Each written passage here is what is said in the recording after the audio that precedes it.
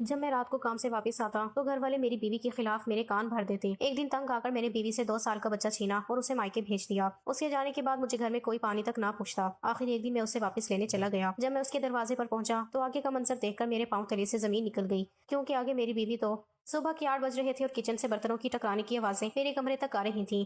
میں نے کروٹ بدلی تو دیکھا سائرہ بیڈ پر نہیں تھی۔ میں جانتا تھا وہ یقیناً 2 گھنٹے پہلے ہی اٹھ چکی ہوگی تاکہ سب کے جاگنے سے پہلے ناشتہ تیار کر سکے۔ میں نے تھوڑی دیر آنکھیں بند کیے رکھی تو باہر ہال سے امی کی گونجتی ہوئی آواز آئی کہ سائرہ یہ چائے ہے یا ابلا ہوا پانی؟ کیا تمہیں ایک کپ ڈھنگ کی چائے بنانی نہیں آتی؟ سارا دودھ ضائع کر دیا اور پتی کا رنگ بھی نہیں نکلا۔ امی کے بعد سائرہ کی دبی ہوئی آواز آئی کہ امی میں نے تو بالکل ویسے ہی بنائی ہے جیسے آپ کو پسند ہے، شاید دودھ والے نے آج دودھ پتلا دیا ہے۔ مگر امی کا پارا ہائی ہو چکا تھا۔ انہوں نے کب زور سے سینک میں پٹخا اور کہنے لگی کہ اب تم اپنی غلطی مجھ پر اور دودھ والے پر ڈالو گی۔ کل بھی تم نے پراٹھوں میں گھی اتنا زیادہ لگا دیا تھا کہ میرا معدہ جل رہا ہے۔ کیا آپ اپنے باپ کے گھر بھی اسی طرح عیاشیاں کرتی تھی یا وہاں سوکھی روٹی پر گزارا ہوتا تھا؟ میں کمرے سے باہر نکلا تو دیکھا سائرہ کا چہرہ آنسوؤں سے بھیگ رہا تھا اور وہ خاموشی سے چولہے کے پاس کھڑی تھی۔ میں نے ایک نظر اس پر ڈالی اور صوفے پر بیٹھ کر اخبار اٹھا لیا۔ مجھے اس وقت سائرہ پر ترس نہیں آ رہا تھا، بلکہ مجھے لگ رہا تھا کہ یہ روز کا شور میرے سکون میں خلل ڈال رہا ہے۔ میں نے اونچی آواز میں کہا کہ سائرہ اگر امی کہہ رہی ہیں یہ چائے خراب ہے تو بحث کرنے کے بجائے دوسری بنا دو، کیوں صبح صبح گھر کا سکون برباد کر رہی ہو؟ سائرہ نے میری طرف دیکھا، اس کی آنکھوں میں وہ شکایت تھی جو میں دیکھنا نہیں چاہتا تھا۔ اس نے کچھ نہیں کہا اور دوبارہ کیٹل چولہے پر رکھ دی۔ تھوڑی دیر بعد سارا کمرے سے نکلی تو اس نے نیا جوڑا پہن رکھا تھا۔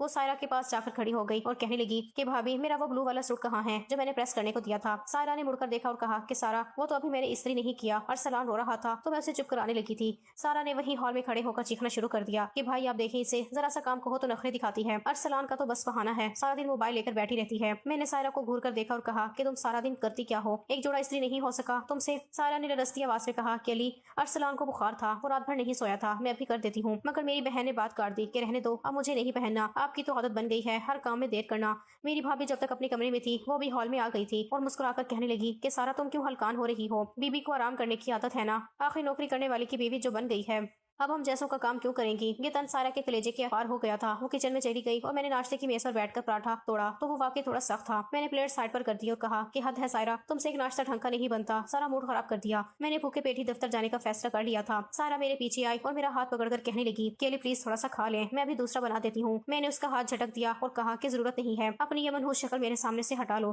صبح صبح تمہاری وجہ سے میرا دن خراب ہو جاتا ہے۔ میں جب گھر سے نکلا تو پیچھے سے امی کی پھر وہی آواز آ رہی تھی کہ دیکھو تمہاری وجہ سے میرا بیٹا بھوکا چلا گیا، تم اس گھر کے لائق ہی نہیں ہو۔ دفتر میں سارا دن میرا ذہن گھر کی باتوں میں الجھا رہا تھا۔ مجھے غصہ اس بات پر تھا کہ سارا سب کو جواب دیتی ہے، کیوں وہ خاموشی سے سب کی خدمت نہیں کرتی تاکہ گھر میں سکون رہے۔ دوپہر میں سارا کا فون آیا کہ بھائی امی کی طبیعت بہت خراب ہو گئی ہے۔ سارا نے ان سے اونچی آواز میں بات کی ہے اور انہیں بد دعائیں دی ہیں۔ میرا خون کھولنے لگا تھا۔ میں نے اسی وقت سارا کو فون کیا مگر اس نے اٹھایا نہیں، نہ جانے وہ کیا کر رہی تھی۔ میرا غصہ مزید بڑھ گیا کہ ابھی میری کال بھی نظر انداز کرنے لگی ہے۔ میں نے شام کو جلدی گھر جانے کا فیصلہ کر لیا تھا۔ جب میں گھر پہنچا تو منظر وہی تھا جو میں سوچ کر آیا تھا۔ امی بیڈ پر لیٹی تھی اور سارا ان کے سر پر پٹی رکھ رہی تھی۔ مجھے دیکھتے ہی امی رونے لگی کہ بیٹا اس لڑکی کو آج ہی اس کے گھر چھوڑاؤ، یہ مجھے مار ڈالے گی، اس نے آج مجھ سے کہا کہ میں آپ کی غلام نہیں ہوں اور میں اپنی مرضی سے جیوں گی۔ سارا دوسرے کونے میں کھڑی یہ سب سن رہی تھی۔ وہ ایک دم سے آگے بڑھی اور کہنے لگی کہ علی خدا کے لیے یقین کریں، میں نے ایسا کچھ نہیں کہا، میں تو صرف امی کو دوائی دینے گئی تھی تو انہوں نے گلاس میرے ہاتھ سے چھین کر فرش پر مار دیا۔ میں نے اسے ایک بھرپور تھپڑ رسید کر دیا تھا جس کی گونج پورے حال میں سنائی دی تھی۔ خبردار جو میری ماں کے سامنے زبان چلائی، تمہیں شرم نہیں آتی جھوٹ بولتے ہوئے؟ سائرہ زمین پر گر گئی تھی اور اپنا گال تھامے مجھے حیرت سے دیکھنے لگی تھی۔ ارسلان جو قریب ہی کھیل رہا تھا وہ ڈر کر میری ٹانگوں سے لپٹ گیا تھا۔ میں نے اسے دور ہٹایا اور سائرہ سے کہا کہ آج سے تم اس ہال میں قدم نہیں رکھو گی جب تک میں نہ کہوں، تم اپنے کمرے میں رہو گی۔ سائرہ سسکیاں بھرتی ہوئی اٹھ کر کمرے میں چلی گئی تھی اور پیچھے سے سارا اور بھابھی کی معنی خیز مسکراہٹیں میرے غصے کو ٹھنڈا کرنے کی بجائے اسے ہوا دے رہی تھی۔ اگلے دن بھی میں موڈ خراب کر کے دفتر گیا تھا۔ دفتر میں میز پر فائلوں کا ڈھیر لگا تھا اور میں سر پکڑے بیٹھا تھا کہ فون کی تھرتھراہٹ نے میری توجہ کھینچی۔ اسکرین پر امی کا نام چمک رہا تھا۔ میں نے کال اٹھائی تو دوسری طرف سے ان کی سسکیاں سنائی دیں۔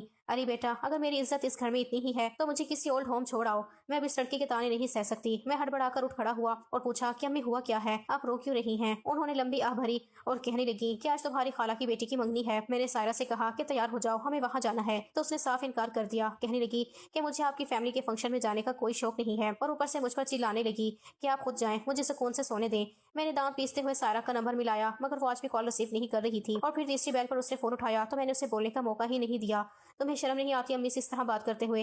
حالانکہ گھر جانے میں تمہیں کیا موت پڑ رہی ہے؟ سائرہ کی آواز تھکی ہوئی اور لرزتی ہوئی آئی کہ علی میری بات تو سنیں، ارسلان کو کل سے موشن لگے ہوئے ہیں اور ابھی اسے الٹی ہوئی ہے، میں اسے چھوڑ کر کیسے جا سکتی ہوں؟ میں نے تو صرف امی سے یہ کہا تھا کہ میری طبیعت بھی ٹھیک نہیں ہے اور بچہ بھی سنبھل نہیں رہا، آپ لوگ ہو آئیں۔ میں نے غصے سے ڈیسک پر ہاتھ مارا اور چلایا کہ بہانے مت بناؤ، امی کہہ رہی ہیں کہ تم نے ان سے بدتمیزی کی ہے، کیا وہ جھوٹ بول رہی ہیں؟ سائرہ کی سسکی سنائی دی کہ علی خدا کی قسم میں نے ایسا کچھ نہیں کہا، پتہ نہیں امی کیوں ایسا کہہ رہی ہیں۔ میں نے فون کاٹ دیا اور کرسی پر ڈھیر ہو گیا۔ مجھے لگ رہا تھا کہ سائرہ جان بوجھ کر میری ماں کو نیچا دکھا رہی ہے۔ شام کو جب میں گھر پہنچا تو ہال میں خاموشی تھی۔ سارہ اور بھابھی تیار ہو کر صوفے پر بیٹھی تھی اور امی بستر پر پڑی آہوزار کر رہی تھی۔ مجھے دیکھتے ہی سارہ نے منہ بنایا اور کہنے لگی کہ بھائی دیکھ لے، ہم تو تیار بیٹھے ہیں، مگر بھابھی نے کمرے کا دروازہ اندر سے بند کر لیا ہے۔ اب آپ ہی بتائیں ہم خالہ کو کیا جواب دیں گے؟ میں غصے سے بھرا ہوا کمرے کی طرف بڑھا اور زور سے دروازہ پیٹا۔ سائرہ نے جیسے ہی دروازہ کھولا میں نے دیکھا اس کی آنکھیں سوجی ہوئی تھیں اور ارسلان اس کی گود میں نڈھال پڑا تھا۔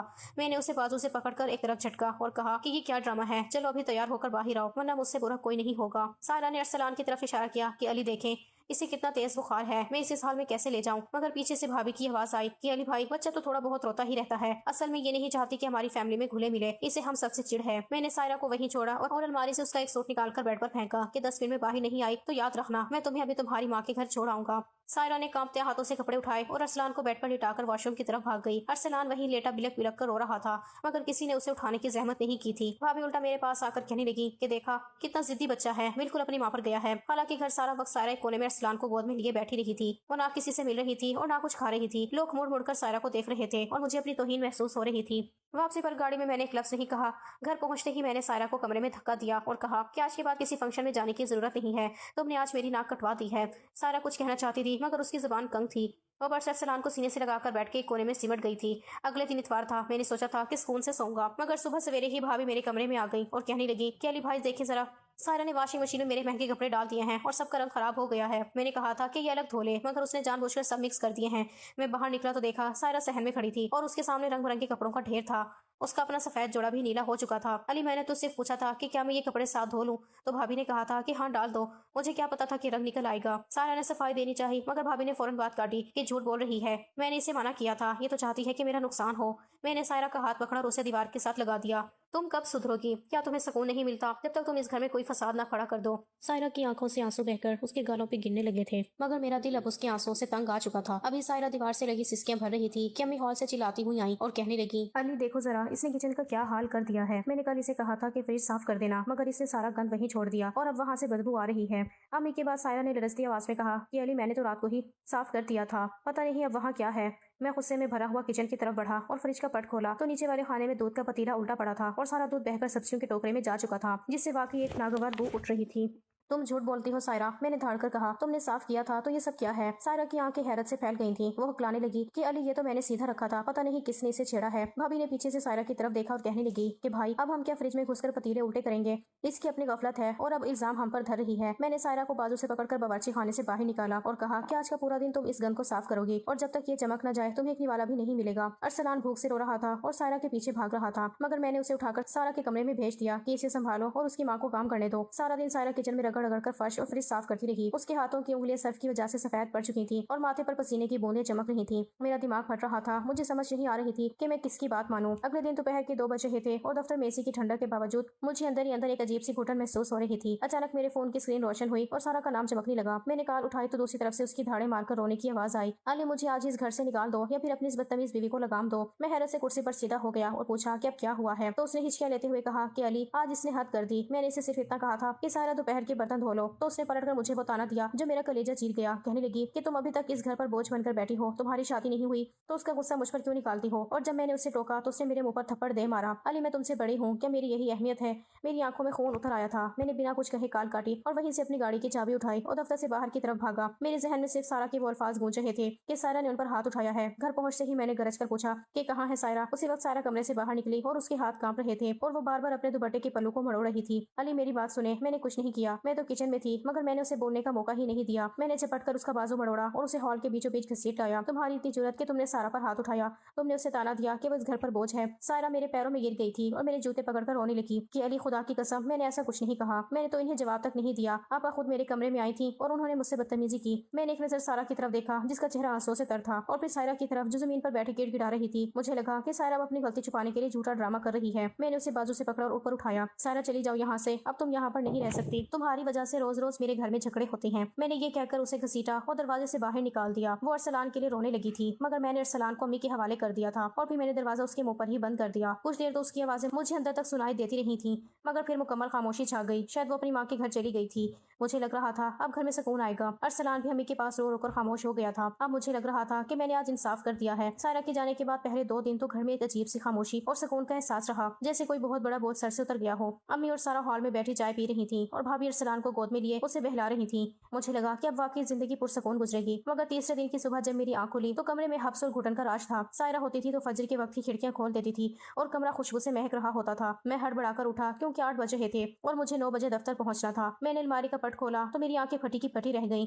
ہینگر پر ایک بھی استری شدہ جوڑا موجود نہیں تھا۔ میں نے ہال میں جا کر اونچی آواز میں پکارا کہ امی میری کوئی بھی شرٹ پریس نہیں ہے۔ سارا کہاں ہے؟ اسے کہیں جلدی سے ایک جوڑا استری کر دے۔ سارا جو بھی سو کر اٹھی تھی اور بکھرے بالوں کے ساتھ صوفے پر بیٹھی تھی، اس نے بیزاری سے میری طرف دیکھا اور کہنے لگی کہ بھائی میرا اپنا سر درد سے پھٹ رہا ہے اور اوپر سے یہ استری کرنا میرے بس کا کام نہیں ہے۔ آپ بھابھی سے کہیں وہ کچن میں ہیں۔ میں کچن کی طرف بھاگا تو وہاں بھابھی ناشتہ بنا رہی تھیں اور پورے باورچی خانے میں دھوئیں کا راج تھا۔ بھابھی میری شرٹ پریس کر دیں، مجھے دیر ہو رہی ہے۔ میں نے بے بسی سے کہا تو انہوں نے پراٹھا پلٹتے ہوئے تیکھے لہجے میں جواب دیا کہ علی بھائی میں اکیلی جان کیا کیا کروں، یہاں ناشتہ بناؤں، آپ خود ہی استری کر لیں۔ میں نے پہلی بار خود استری پکڑی تو میرا ہاتھ جل گیا اور قمیص کی کالر پر پیلا نشان پڑ گیا۔ میں وہی ادھوری پریس شدہ قمیص پہن کر جب ہال میں آیا تو ارسلان کے رونے کی آوازیں میرا سر چکرا رہی تھیں۔ وہ فرش پر بیٹھا پلک رہا تھا اور اس کے کپڑے گندے ہو چکے تھے۔ امی صوفے پر بیٹھی تصویر پڑھ رہی تھیں۔ میں نے کہا کہ امی ارسلان کب سے رو رہا ہے، اسے کوئی چپ کیوں نہیں کراتا؟ امی نے نظریں اٹھائے بغیر کہا کہ بیٹا میں بوڑھی ہو گئی ہوں، مجھ میں اب اتنی ہمت نہیں کہ اس شور کو برداشت کروں، اسے اپنی بھابھی کے پاس چھوڑ دو۔ مگر بھابھی نے وہیں سے آواز لگائی کہ میرا اپنا بچہ رو رہا ہے، میں اسے کہاں سنبھالوں؟ علی بھائی اسے باہر پارک لے جائیں، شاید چپ ہو جائے۔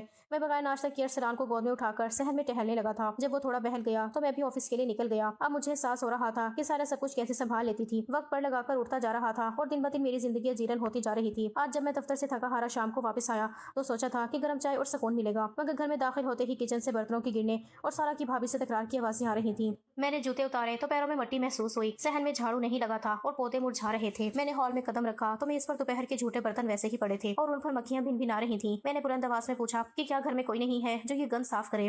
سارا باہر نکلی اور کہنے لگی کہ بھائی آج ماسی نہیں آئی اور ہم سے یہ سب نہیں ہوتا، آپ باہر سے کسی ہوٹل سے کھانا منگوا لیں کیونکہ کچن میں تو پاؤں رکھنے کی جگہ نہیں ہے۔ میں کچن میں گیا تو سنک برتنوں سے بھرا تھا اور وہاں سے کیسی بو آ رہی تھی کہ میرا جی متلا گیا۔ سارا تو رات کے برتن بھی اسی وقت دھو کر سوتی تھی چاہے جتنی بھی تھکی ہو۔ میں نے فریج کھولا کہ شاید کچھ کھانے کو مل جائے، مگر وہاں صرف خالی پیالیاں اور باسی سالن پڑا تھا۔ میں وہاں واپس اپنے کمرے میں آیا تو وہاں بستر کی چادر ویسے ہی سلوٹوں بھری تھی جیسی میں صبح چھوڑ کر گیا تھا۔ ارسلان ایک کونے میں پڑا سو رہا تھا اور اس کے ماتھے پر پسینے کی بوندیں چمک رہی تھیں۔ میں نے اسے پیار کرنا چاہا تو اس کے جسم سے وہی مخصوص بو آئی جو کئی دن سے نہ نہلانے جانے والے بچے سے آتی ہے۔ میں نے غصے میں امی کے کمرے کا رخ کیا کہ امی ارسلان کو کسی نے نہلایا کیوں نہیں، اس کے کپڑے کتنے گندے ہو رہے ہیں۔ امی نے بیزاری سے کروٹ بدلی اور کہنے لگی کہ علی آپ کیا اس بڑھاپے میں ملازمہ بن جاؤں؟ سائرہ کو تو تم نے نکال دیا، اب خود ہی بھگتو، ہم سے نہیں ہوتی یہ غلامی۔ میں چپ چاپ واپس آ گیا اور خود ارسلان کو نہلانے لگا۔ پانی ٹھنڈا تھا اور وہ کانپنے لگا تھا۔ مجھے سمجھ نہیں آ رہا تھا کہ اسے کیسے سنبھالوں۔ میری آنکھوں میں سائرہ کا چہرہ گھوم رہا تھا۔ آج مجھے شدت سے اس کی یاد آ رہی تھی۔ آج میرا اپنا گھر مجھے کاٹنے کو دوڑ رہا تھا اور وہ سب جو سائرہ کے خلاف میرے کان بھرتی تھی آج اپنی اپنی ذمہ داریوں سے پلہ جھاڑ کر اپنے کمروں میں دبک کر بیٹھی تھی۔ مجھے احساس ہونے لگا تھا کہ میں نے ایک جیتی جاگتی عورت کو نہیں بلکہ اس گھر کی روح کو باہر نکالا تھا۔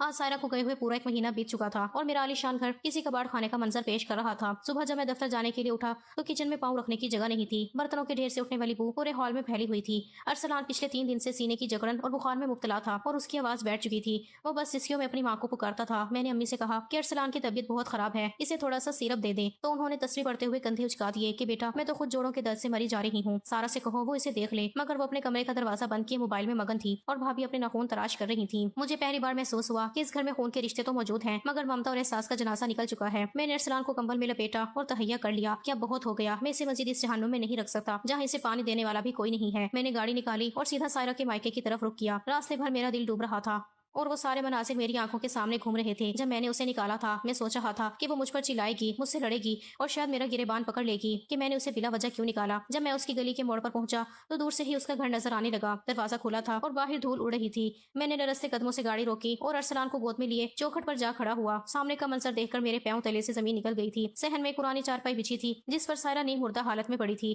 اس کا رنگ ہلدی کی طرح پیلا ہو چکا تھا اور آنکھیں گڑھوں میں دھنس گئی تھیں۔ اس کی ماں قریب بیٹھی اسے زبردستی پانی کا گھونٹ پلانے کی کوشش کر رہی تھی مگر سائرہ نے بے جان نظروں سے آسمان کی طرف دیکھتے ہوئے اپنا منہ پھیر لیا۔ سائرہ کی ماں نے جب مجھے دیکھا تو ان کی آنکھوں میں غصے کی بجائے ایک عجیب سی بے بسی اور دکھ کی لہر دوڑی۔ انہوں نے آگے بڑھ کر ارسلان کو مجھ سے چھین لیا اور سینے سے لگا کر رونے لگی کہ ظالم انسان دیکھ لو، اسے جس دن تم اسے سڑک پر پھینک کر گئے تھے اسی دن سے یہ چارپائی سے نہیں اٹھی۔ ڈاکٹر کہتے ہیں اسے کوئی جسمانی بیماری نہیں ہے مگر یہ کچھ کھاتی ہے نہ پیتی ہے، بس ساکت پڑی رہتی ہے۔ میں بیوہ عورت اس کا بوجھ کیسے اٹھاؤں گی اور اس کے علاج کے پیسے کہاں سے لاؤں گی؟ میں سائرہ کے قریب گیا اور اس کا ہاتھ تھام لیا جو برف کی طرح ٹھنڈا تھا۔ سائرہ مجھے معاف کر دو، میں اندھا ہو گیا تھا، مجھے سمجھ نہیں آئی کہ میں اپنوں کے بہکاوے میں آ گیا ہوں۔ سائرہ نے دھیرے سے آنکھیں کھولی اور مجھے دیکھا۔ اس کی نظروں میں نہ شکایت تھی نہ غصہ، بس ایک گہرا سناٹا تھا۔ وہ کچھ نہیں بولی تھی، بس اس کی آنکھوں کے گوشوں سے 2 آنسو نکل کر اس کی کن پٹیوں میں جذب ہو گئے تھے۔ میں نے اس کے سامنے ہاتھ جوڑے اور گڑ گڑا کر معافی مانگی کہ سائرہ میں تمہارے بغیر اور تمہاری خدمت کے بغیر برباد ہو گیا ہوں۔ ارسلان بیمار ہے، گھر بکھر گیا ہے، خدا کے لیے واپس چلو۔ سائرہ نے اپنی ماں کی طرف دیکھا جو رو رو کر بے حال ہو رہی تھی۔ اسے شاید اپنی بوڑھی ماں کی بے بسی پر ترس آ گیا تھا۔ اس نے ایک لمبی آہ بھری اور بہت مشکل سے سہارا لے کر بیٹھ گئی۔ اس نے صرف اتنا کہا کہ میں ارسلان اور اپنی ماں کے لیے چلوں گی علی، مگر اب وہ سائرہ کبھی واپس نہیں آئے گی جس سے آپ نے ٹھوکر ماری تھی۔ میں اسے سہارا دے کر گاڑی تک لایا اور اسے واپس اپنے گھر لے آیا۔ جب میں گھر میں داخل ہوا تو ہال میں امی، سارہ اور بھابھی حسب معمول صوفوں پر براجمان تھیں۔ سائرہ کو میرے ساتھ دیکھ کر ان سب کے چہرے فک ہو گئے تھے۔ سائرہ نے ابھی منہ کھولا ہی تھا کہ میں نے ہاتھ کے اشارے سے اسے روک دیا اور گرج کر کہا کہ آج کے بعد اس گھر میں کوئی سائرہ پر زبان نہیں چلائے گا اور نہ ہی اسے کوئی کام کہے گا۔ یہ اس گھر کی بہو ہے، کوئی ملازمہ نہیں۔ اگر کسی نے اسے ستانے کی کوشش کی تو میں اسے ساتھ لے کر الگ گھر میں چلا جاؤں گا۔ مجھے سب حقیقت پتہ چل چکی ہے کہ کون جھوٹا تھا اور کون سچا۔ میری آواز کی گونج میں وہ سب خاموش ہو گئیں اور سائرہ خاموشی سے اپنے کمرے کی طرف بڑھ گئی جہاں اس کی دنیا ویران پڑی تھی۔ میں نے آج اپنا گھر تو بچا لیا تھا، مگر سائرہ کے دل میں جو دراڑ پڑی تھی اسے بھرنے میں شاید پوری زندگی لگ جانی تھی۔ مجھے رہ کر اپنی غلطی کا احساس ہو رہا تھا، مگر اب اس کا کوئی فائدہ نہیں تھا۔ میں نے سائرہ کو وہ دکھ دیے تھے جو شاید وہ ساری زندگی نہیں بھلا سکتی تھی، لیکن میں نے سوچ لیا تھا کہ اب میں اپنے گھر والوں کو اس پر کوئی ظلم و زیادتی نہیں کرنے دوں گا، اور پھر میں نے ایسا ہی کیا۔ اب سب لوگ اپنے اپنے کام خود کرتے تھے۔ آہستہ آہستہ سائرہ بھی خوش رہنے لگی تھی، مگر وہ پہلے جیسی نہیں رہی تھی، کیونکہ ایک بار جب انسان ٹوٹ کر بکھر جاتا ہے تو وہ پہلے جیسا کبھی نہیں ہو پاتا۔